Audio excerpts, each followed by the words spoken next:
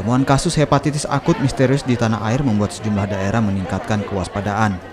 Koordinasi dengan pemerintah kabupaten kota serta pihak rumah sakit dilakukan pemerintah Sulawesi Selatan untuk menguatkan sistem deteksi dini. Penyakit hepatitis umumnya memiliki gejala seperti demam, mual, muntah, diare, kejang-kejang, hingga kehilangan kesadaran. Selain rumah sakit, koordinasi juga dilakukan dengan kantor kesehatan di pelabuhan dan bandara untuk memperkuat pengawasan karena menjadi pintu masuk maupun keluar di Sulawesi Selatan.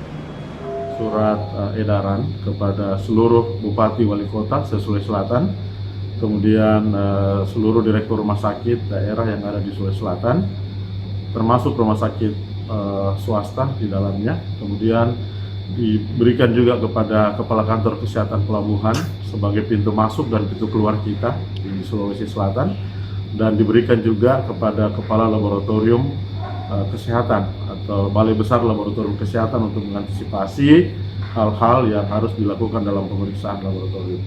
Jadi sebenarnya gejala ini telah dijadikan kejadian luar biasa oleh WHO sejak 12 April 2022 yang lalu.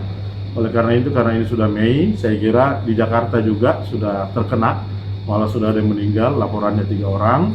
Mudah-mudahan kita di Sulawesi Selatan tidak ada. Dan sampai hari ini belum ada satupun laporan dari kita yang bermasalah. Di Sulawesi Selatan, kasus hepatitis akut misterius belum ditemukan. Selain belum diketahui penyebabnya, Badan Kesehatan Dunia menyebutkan kasus hepatitis akut sebagai kejadian luar biasa sejak April lalu.